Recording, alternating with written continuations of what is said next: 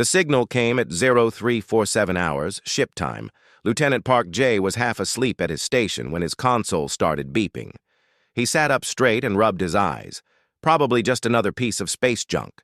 The outer rim was full of garbage from old wars and dead civilizations. But when he looked at his screen, his blood went cold. It was not garbage. It was a distress call. Park J pressed his headphones tight against his ears. The signal was weak and full of static. He could hear voices screaming in a language he did not know. The computer worked fast to translate the words, and when it did, Park J forgot how to breathe. "Please!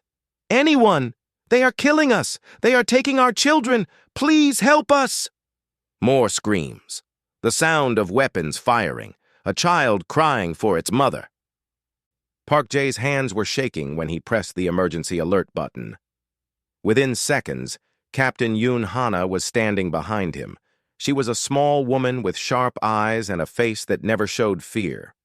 But when she heard the transmission, even she went pale. "Where is this coming from?" she asked. "Sector 47 Gamma," Park J said. "A passenger ship called the Velith Star. 3,000 civilians. Marathi." Hana closed her eyes. The Marathi were a gentle species. They had soft blue skin and large dark eyes. They did not believe in violence. They had no weapons, no soldiers, no way to fight back. In the galaxy, species like them were called prey. Nobody helped prey species. Nobody cared when they died. "Who is attacking them?" Hana asked. "Drekari slavers, at least 30 ships?" Hana's jaw tightened. The Drekari were monsters. They captured people from weak species and sold them as slaves. They were cruel for fun. They enjoyed causing pain. "Wake the Admiral," Hana said. Admiral Kang Dae-ho arrived on the bridge 5 minutes later. He was a tall man with gray hair and eyes like frozen steel. He had commanded warships for 30 years. He had fought in 12 major battles. His enemies called him the Ghost of Earth because he always appeared when you least expected him. And when he appeared, people died. He listened to the transmission without saying a word. The screams filled the bridge. Officers looked away. Some had tears in their eyes. When the transmission ended, the bridge was silent. Everyone looked at the Admiral. Kang Dae-ho stood very still. His face showed nothing, but if you looked closely, you could see something moving behind his cold eyes, something old and dark and very, very angry. "How far?" he asked. 6 hours at maximum speed," Hana said. "But Admiral, we only have 12 ships. They have 30, and the Drekari Dominion will see this as an act of war." "I did not ask about politics," Kang said. His voice was soft. Somehow, that made it more frightening. "I asked how far." 6 hours. Kang turned to the communications officer. "Open a channel to all ships in the fleet." Park J's fingers moved across his console. "Channel open, sir." Kang picked up the microphone. His voice went out to every ship in the Terran 7th Fleet, 12 warships, 8,000 soldiers, all of them listening to their admiral. "This is Admiral Kang. 15 minutes ago, we received a distress call from a civilian passenger ship. 3,000 innocent people are being attacked by slavers. They are being killed. They are being taken. Their children are screaming for help." He paused. The silence was heavy. "I know what the regulations say. I know this is not our territory. I know the Marathi are not our allies. I know we gain nothing from helping them." His voice grew harder. "I do not care. Those people asked for help. They sent their voices into the darkness, hoping someone would hear them. Someone did. We did." Kang looked around the bridge. His officers stared back at him with fire in their eyes. "We are Terrans. We come from Earth, a planet that tried to kill us every single day. We survived storms and earthquakes and predators and plagues. We survived because we learned one truth. When someone needs help, you help them. That is what makes us human." He raised his chin. "All ships, set course for Sector 47 Gamma. Maximum burn. We will arrive in 6 hours. And when we arrive, those slavers will learn what it means to face a Deathworlder fleet." He put down the microphone. "End transmission." The bridge exploded into action. Officers shouted orders. Engines roared to life. The entire fleet turned as one, pointing toward the distant sector where thousands of innocent people were dying. Captain Hana stepped closer to the Admiral. "The galaxy will think we are crazy," she said quietly. "Let them think what they want. The Mirathi are strangers. We have never even spoken to them." Kang looked at her. For a moment his cold mask cracked and she saw something underneath. Pain. Old memories. The face of a man who had seen too much suffering and refused to see more. "When I was young," he said, "my village was attacked by raiders. My family hid in a cellar while our neighbors screamed for help. Nobody came. Do you know why?" Hana shook her head. "Because everyone thought someone else would help. Everyone waited. And while they waited, people died." Kang's voice was barely a whisper. "I will not wait. I will not let others wait. When someone screams for help, I answer. That is the only way I can live with myself." He turned back to the main screen. Stars streaked past as the fleet accelerated. 6 hours. In 6 hours, they would arrive. And then the slavers would learn a lesson the galaxy would never forget. Far away, in the halls of the Galactic Accord, alien ambassadors watched their tracking screens with confusion and fear. The human fleet was moving fast, moving toward a battle that was not their concern for people who were not their friends. "What are they doing?" one ambassador whispered. Nobody had an answer, but deep in their hearts they felt something they had not felt in a long time: hope and fear. Because if humans would fight this hard for strangers, what would they do to their enemies? The Valeth star was dying. Smoke filled the corridors. Emergency lights flashed red. Somewhere in the distance, metal screamed as another section of the hull broke apart. Elder Physician Torel pressed himself against the wall of the medical bay. His blue hands were shaking. His large, dark eyes were wet with tears. Around him, dozens of Mirathi huddled together. Old ones. Young ones. Children who did not understand why their world was ending. "Stay quiet," Torel whispered. "Stay very quiet." Heavy footsteps echoed outside. The Drakari were hunting. Torel had sent the distress call 2 hours ago. He had begged the universe for help. But nobody had answered. Nobody ever answered. The Mirathi were prey. The galaxy did not care about prey. The door to the medical bay exploded inward. A Drakari soldier stood in the doorway. He was massive, nearly 3 meters tall, with gray-scaled skin and 4 arms. His eyes were yellow and empty of mercy. He smiled when he saw the huddled Mirathi. It was the smile of a predator looking at meat. "Found more," the soldier said into his communicator. "Bring the chains." Torel stepped forward. His legs were trembling, but he forced himself to stand. "Please," he said. "These are children, these are old people. They have done nothing to you." The Drakari laughed. It was an ugly sound. "That is why they are valuable. The young ones sell well. The old ones we will use for entertainment." More soldiers entered. They grabbed Mirathi and dragged them away. Screams filled the air. A mother tried to hold on to her child. A soldier hit her so hard she flew across the room and did not move again. Torel could do nothing. He was a healer, not a warrior. He had never hurt anyone in his life. All he could do was watch as his people were taken. "This is how we die," he thought. "Not with honor, not with meaning, just screaming in the dark while the galaxy looks away." Far from the Valeth star, in the golden halls of the Galactic Accord, Ambassador Sin watched the tracking data on his screen. Sin was Lorathi. His species was old and wise and very good at staying out of trouble. They had survived for 10,000 years by never getting involved in conflicts that did not concern them. But today, Sin felt something strange in his chest. something that felt almost like shame.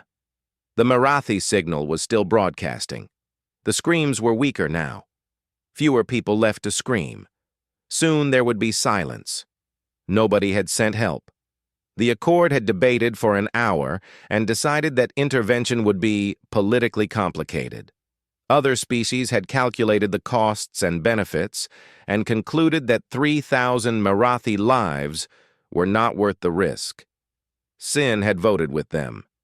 He had done the practical thing, the smart thing. So why did he feel sick? His console beeped. New data. He looked at the screen and felt his blood turn to ice. The Terran 7th Fleet was moving, 12 ships burning across space at speeds that should tear them apart. Their course was clear. They were heading straight for the Velith star. Impossible, Sin whispered. Other ambassadors gathered around his station. They stared at the screen with wide eyes. Why would humans do this? Asked the Villani ambassador. They gain nothing. The Drakari will be angry, said another. This could start a war. Perhaps they want the Marathi for themselves, suggested a third. Sin shook his head slowly. He had studied humans. He had read their history. He knew things about them that most species did not understand. They are not doing this for profit, he said quietly. They are doing this because someone asked for help. The other ambassadors stared at him like he was crazy. Sin remembered an old human story he had once read. It was about a group of soldiers who had died defending a mountain pass against an impossible army. They had known they would die. They had fought anyway. When asked why, their leader had said something simple. Because we were the ones who were there. Humans did not think like other species. They did not calculate costs and benefits. They did not weigh lives on a scale. When they saw someone suffering, something inside them caught fire. And when that fire burned, nothing in the galaxy could stop them. In the command ship of the Drakari slaver fleet, Warlord Grek received the news with amusement. Grek was old and fat and covered in battle scars. He had been raiding ships for 50 years. He had killed thousands. He had sold tens of thousands more into slavery. Nobody had ever stopped him. Nobody had ever tried. 12 ships, he laughed. We have 30. These humans are fools. His lieutenant stood nearby. He was younger and smarter and much more afraid. Warlord, perhaps we should leave. Take what we have and go. Why? The humans are Deathworlders. They come from a planet of nightmares. Their gravity is crushing. Their sun burns with radiation. Their world is filled with predators and poisons and natural disasters. They should not exist, but they do. And they are strange. Strange? Grek snorted. They are just another species. No, the lieutenant said. They are not. I have studied them. They do not fight like other species. They do not surrender. They do not retreat. They chase their enemies for days, weeks, months. They never stop. They never forget. And they do not take prisoners. Grek's smile faded slightly. You are afraid. Yes, the lieutenant admitted. I am. Because I have seen the records. When humans are angry, they do not just defeat their enemies. They erase them. They burn their cities. They salt their fields. They make sure that nothing grows again for 1,000 years. They would not dare attack us. The Dominion would... The Dominion is far away, the lieutenant interrupted. The humans are 6 hours away, and they are coming for us. For a long moment, Grek was silent. Then he laughed again, but this time it sounded hollow. Let them come, he said. We will kill them like we kill everything else, and if they die trying to save worthless prey, then they deserve to die. He turned back to the viewport. The Velith star floated before him, broken and bleeding. His soldiers were still loading captives onto transport ships. Increase the pace, he ordered. I want all the cargo loaded before the humans arrive, and execute some of the prisoners on an open channel. Let the humans see what we do to those who oppose us. Let them understand fear." The order was given. 10 Mirathi were dragged onto the bridge of the Velith star. The cameras were turned on. The whole galaxy could watch. One by one, they were killed. Slowly, painfully. Torel was forced to watch. Tears streamed down his face. When it was over, Grek smiled into the camera. "This is what happens to prey," he said. "And this is what will happen to anyone who tries to stop us. Even you, humans." "Even you!" He cut the transmission. Far away, on the bridge of the Indomitable, Admiral Kang De-ho watched the recording. His face did not change. His eyes did not blink. Captain Yoon Hana stood beside him. She was crying silently. "Sir," Park Jae said, his voice shaking, "they murdered them. They murdered them just to send us a message." Kang said nothing for a long time. Then he spoke. His voice was quiet, calm, empty. "Increase speed to emergency maximum. Burn the engines if you have to. I want to reach that ship in 4 hours, not 6. Sir, the engines, I do not care about the engines. I care about the 3,000 people still alive on that ship. Move." The fleet accelerated. Warning lights flashed. Metal groaned under the strain. And in the darkness of space, 12 human warships raced toward a battle that would change the galaxy forever.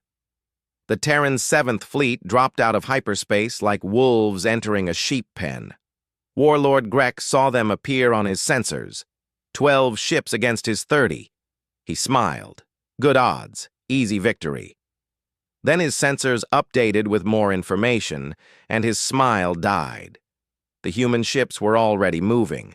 They were not slowing down to assess the situation. They were not forming defensive lines. They were not trying to communicate. They were attacking. "All ships, battle formations!" Grek shouted. "They are insane. They are charging directly at us." His fleet scrambled to respond, but the humans were too fast. They moved with perfect coordination, like a single organism with 12 bodies. Their formation shifted and flowed, finding gaps in the Drakari lines before the gaps even existed. The first shots were fired. 3 Drakari ships exploded in the opening seconds. The human weapons were devastating. Each shot was precise. Each target was chosen with cold calculation. There was no wasted ammunition, no missed shots, just death after death after death. Grek stared at his screens in disbelief. "How are they doing this? They are outnumbered." His lieutenant grabbed his arm. "We need to retreat, Warlord, now." "No, we stand and fight." "We will die if we stay." Grek shoved him away. "Fire everything, all weapons, destroy them." The Drakari ships opened fire. Thousands of plasma bolts filled space. Some hit their targets. A human destroyer took damage to its hull. A frigate lost its shields, but the humans did not stop. They did not even slow down.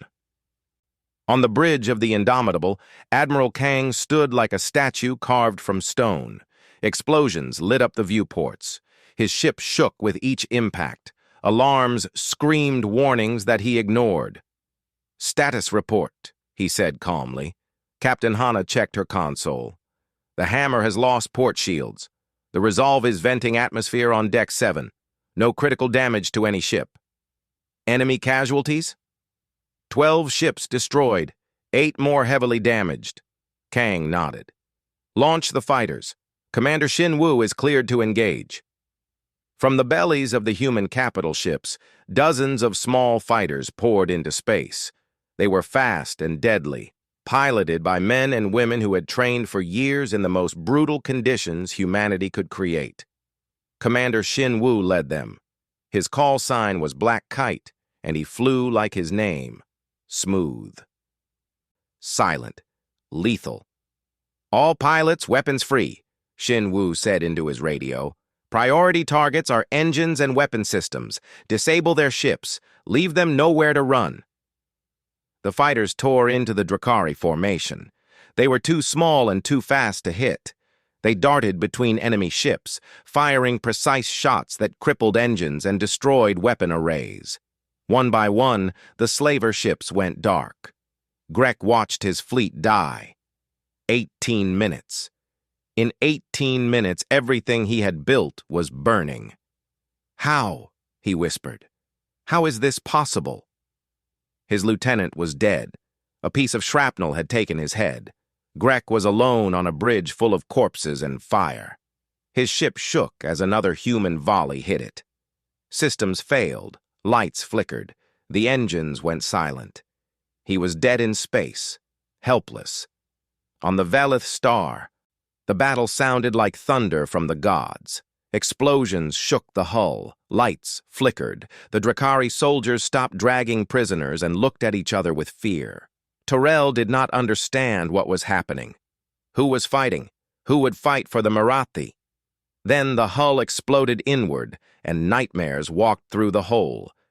They were human soldiers, Marines. They wore heavy armor that made them look like metal giants. Their helmets had no faces, just black visors that reflected the fire. They moved fast and smooth, like predators who had done this 1,000 times before. The Drakari raised their weapons. They were dead before they could fire. The humans did not shout or scream. They did not give warnings. They simply killed. One shot, one body, clean, efficient, merciless. Sergeant Bek Nari led the squad. She was not tall, but she moved like a storm in human form. Her rifle never stopped firing. Her boots never stopped moving. She walked through the Drakari like they were made of paper. A slaver grabbed a Marathi child and held a knife to her throat. "Stop!" he screamed. "Stop or I kill her!" Bek Nari did not stop. She did not hesitate. Her rifle came up and fired once. The slaver's head disappeared. The child fell unharmed. Nari caught her before she hit the ground. "You are safe now," she said. Her voice was soft through the helmet speakers. "Nobody will hurt you anymore." The child stared at her with huge dark eyes. Then she wrapped her arms around Nari's neck and held on tight. Nari passed her to another Marine. "Get her to the medics. Keep moving. Clear every room." Terrell watched all of this from behind an overturned table.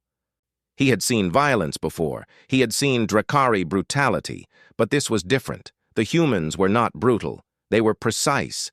Every movement had a purpose. Every shot had a target. They killed without anger, without hate, without joy.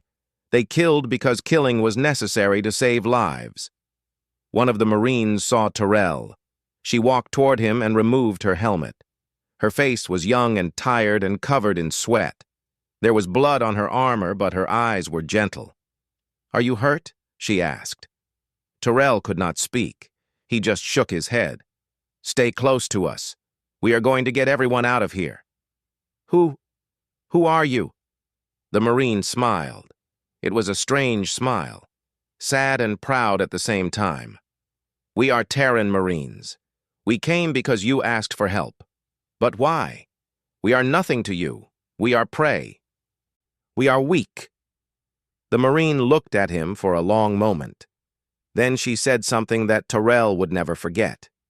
"Nobody is nothing, and being weak is not a crime. The only crime is hurting those who cannot fight back." She put her helmet back on. "Now stay behind me. We still have work to do." The battle lasted 18 minutes. When it was over, not a single Drakari ship remained. 23 were destroyed completely. 7 were disabled and drifting. Their crews were dead or dying. No one had surrendered. No one had been allowed to surrender. Warlord Grek was found on his bridge, surrounded by the bodies of his officers. He was alive. The humans had kept him alive deliberately. They dragged him to the Indomitable in chains. Admiral Kang met him in the hangar bay. Grek looked up at the human admiral with hatred in his yellow eyes. "You will pay for this," Grek snarled. "The Dominion will destroy your species. They will burn your worlds. They will—" "Quiet," Kang said. Grek's mouth snapped shut. There was something in the human's voice that made obedience automatic. Kang looked down at the warlord. His face was still calm. His eyes were still cold. But there was something terrible hiding behind them. You killed innocent people to send me a message, Kang said. You thought fear would stop me. You were wrong. He leaned closer. Now I am sending a message. Not to you. You do not matter anymore. I am sending a message to everyone like you. Every slaver, every pirate, every monster who preys on the weak. His voice dropped to a whisper. We are watching. We are listening. And we are coming. Grek tried to look away. He could not.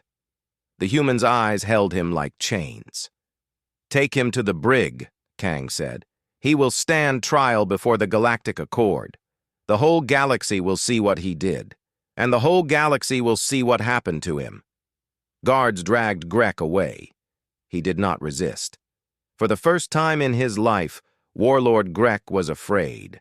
And in the stars around the Velith star, the wreckage of 30 slaver ships drifted in silence. A warning, a promise.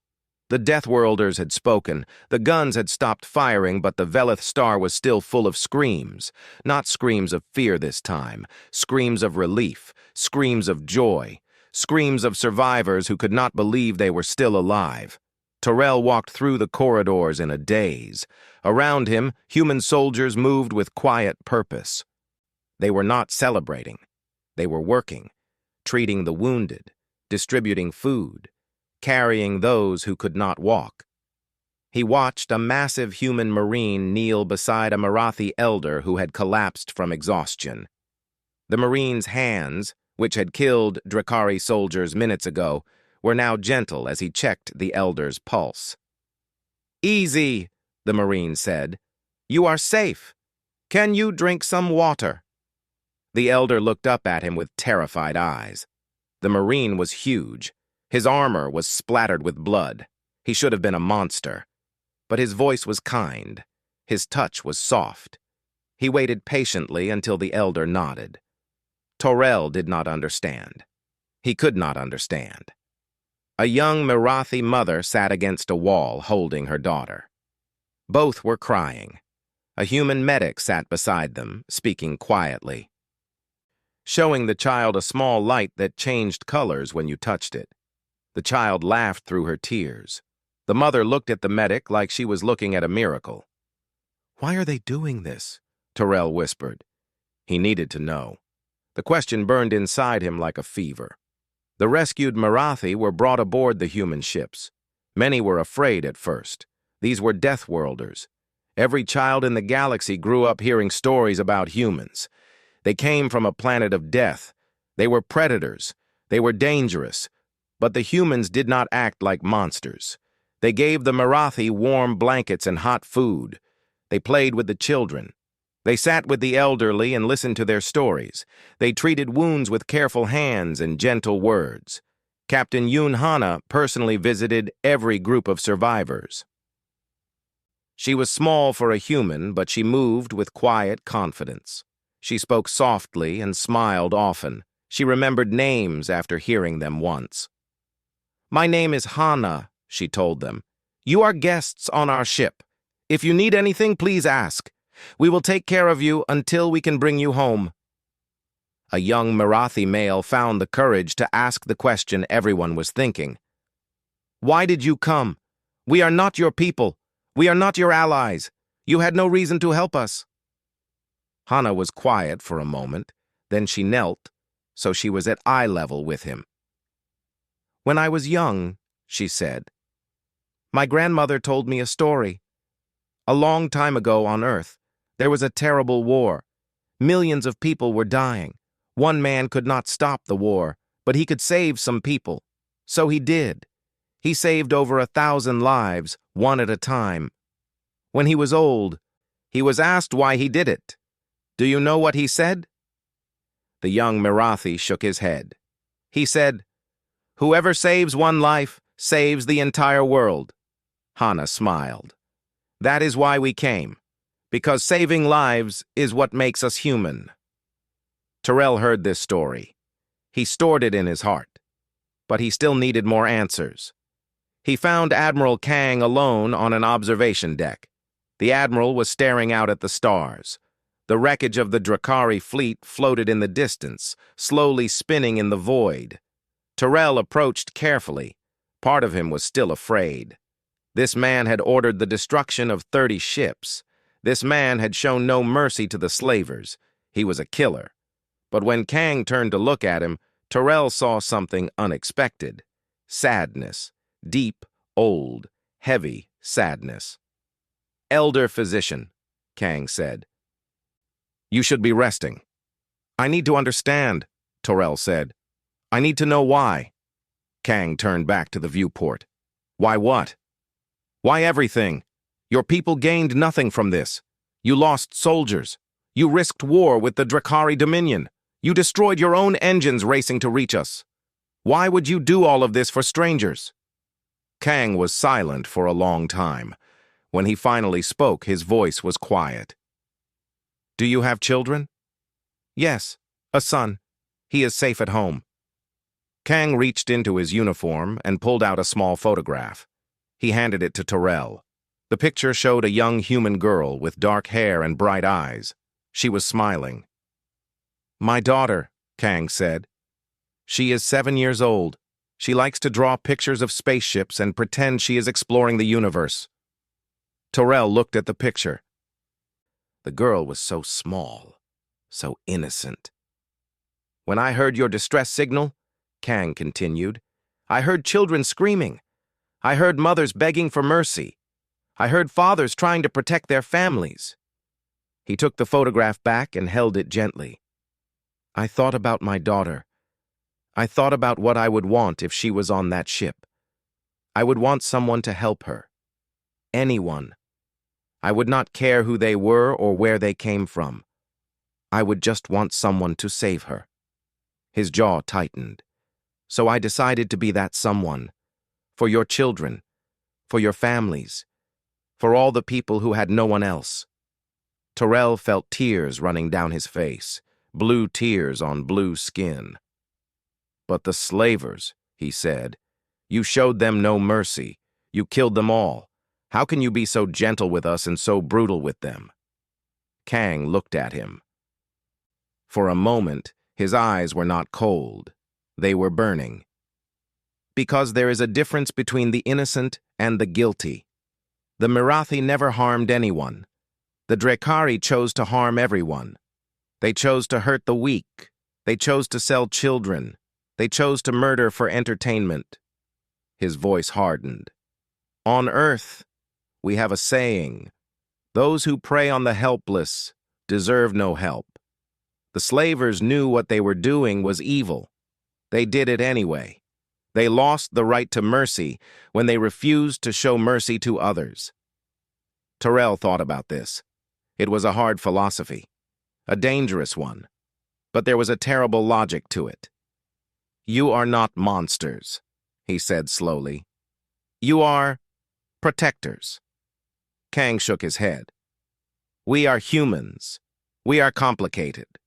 We can be cruel. We can be kind. We can be selfish. We can be generous. But when we see someone hurting, something inside us demands action.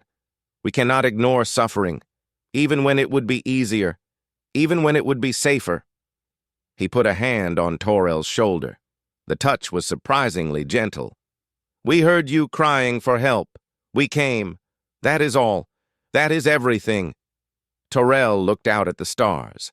The wreckage of the Drakari fleet was slowly fading into the distance. "What happens now?" he asked. "Now we take Warlord Grek to the Galactic Accord. He will stand trial for his crimes. The whole galaxy will see what he did and what happened to him. And hopefully other slavers will think twice before attacking innocent people." "Will they?" Kang smiled. It was a cold smile, but not cruel. "They will. Because they know what happens when you hurt the people we protect." He looked at Tyrell. "And you are one of those people now. All Mirathi are. Anyone who asks for our help is under our protection. This is my promise to you." Tyrell bowed his head. He had no words. What words could match such a promise? Outside, the stars continued to shine. The universe was vast and cold and often cruel, but somewhere in that darkness, there were humans. Deathworlders who answered calls for help, predators who protected prey, monsters who fought monsters. And for the first time in his life, Terrell understood why so many species feared humanity.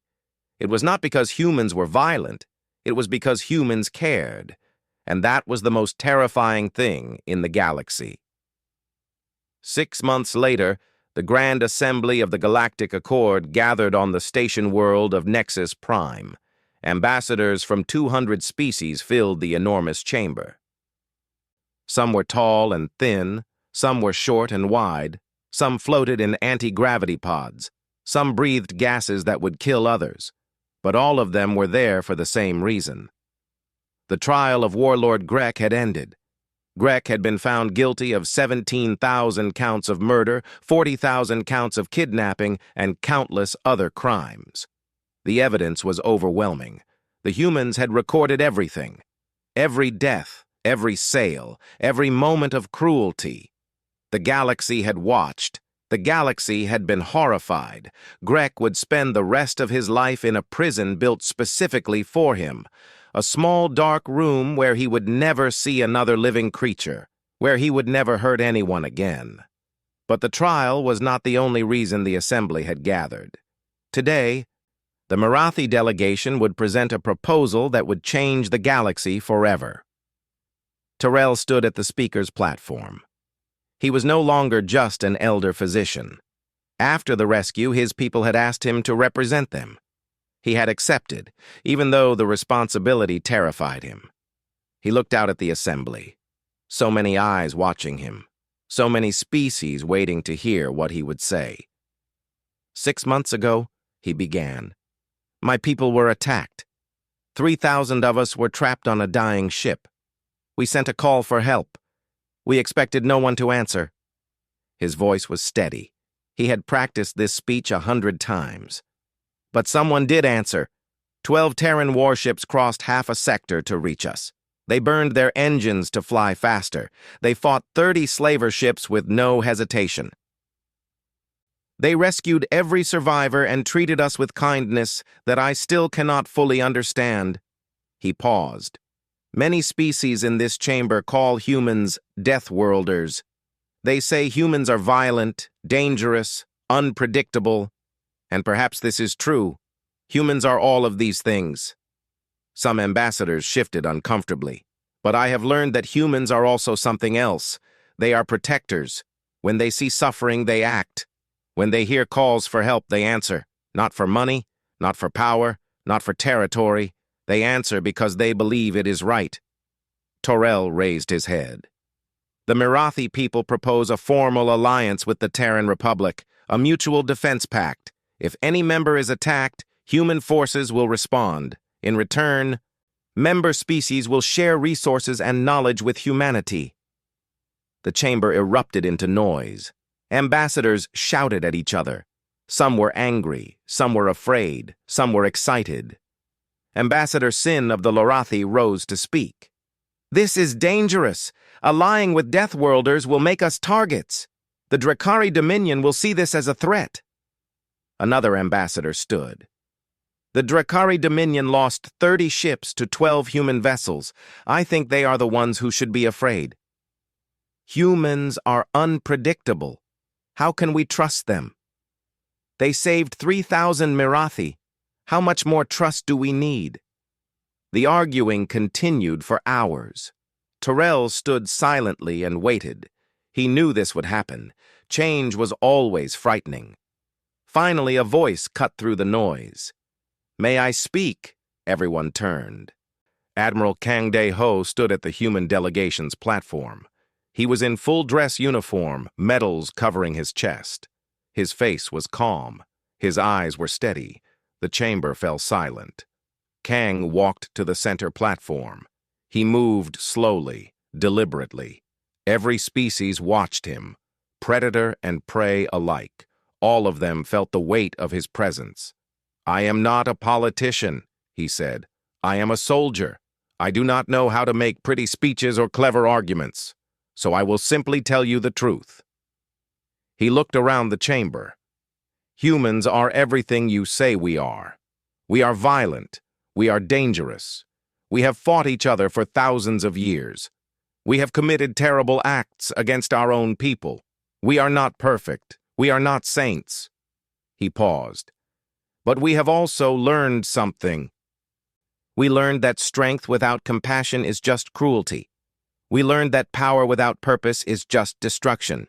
We learned that the true measure of a people is not how they treat their enemies, but how they treat those who cannot fight back. His voice grew stronger.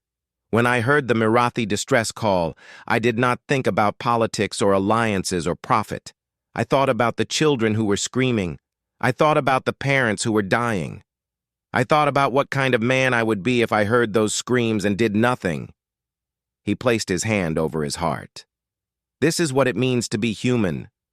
We see suffering and we want to stop it. We see injustice and we want to fight it. We see people in need and we want to help them. Sometimes we fail.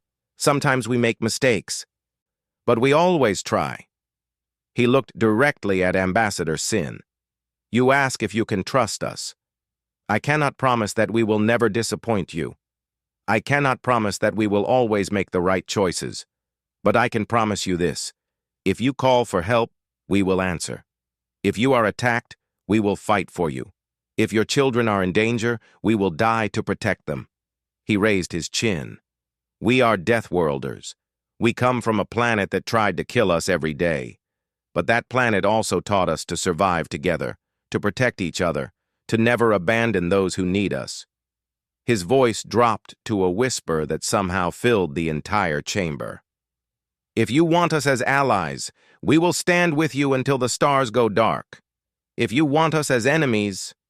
He paused. Don't. The chamber was completely silent. Then, slowly, the Mirathi ambassador began to clap. The sound was soft at first, then louder. Other ambassadors joined, the Villani, the Torinth, the Kalari. Species that had been afraid of humans for generations were now applauding them. The vote was held the next day. 12 species signed the Alliance of Protected Peoples immediately. Within a month, 20 more joined. Within a year, the number reached 60. The galaxy had changed. Slavers and pirates and raiders looked at human ships and felt fear. Not because humans were strong, but because humans would not stop.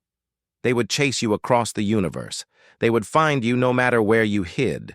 And when they found you, there would be no mercy.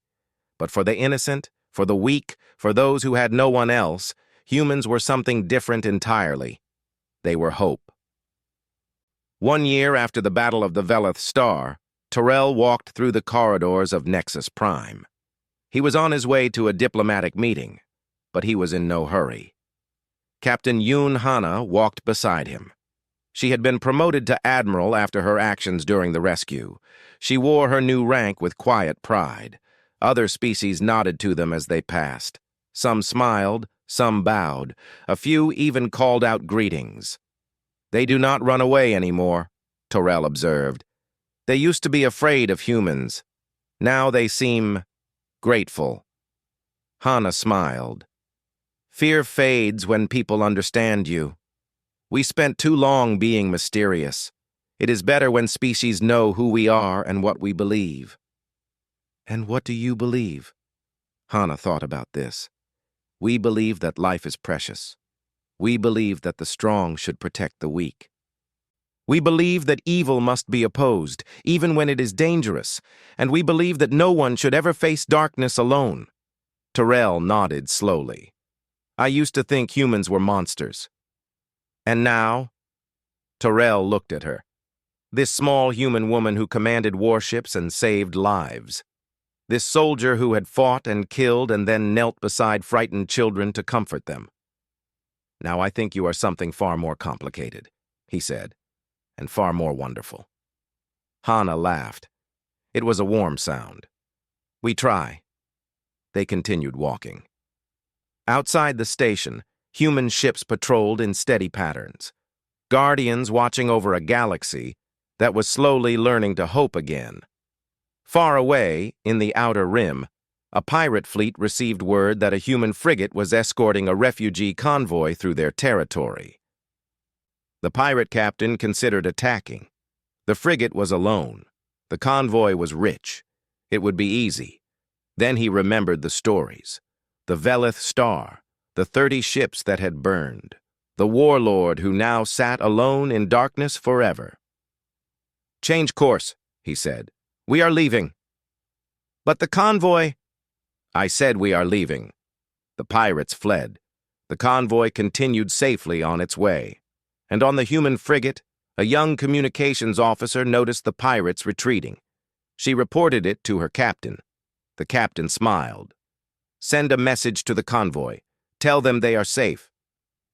"What should I say, sir?" The captain thought about it. "Tell them, you are under our protection. No harm will come to you. This is the promise of the Terran Republic." The message was sent. The convoy received it with tears of relief. And across the galaxy, in countless systems, on countless worlds, species that had once lived in fear began to believe in something they had almost forgotten. Someone was watching over them. Someone would answer when they called. The Deathworlders had become the galaxy's shield, and the universe would never be the same.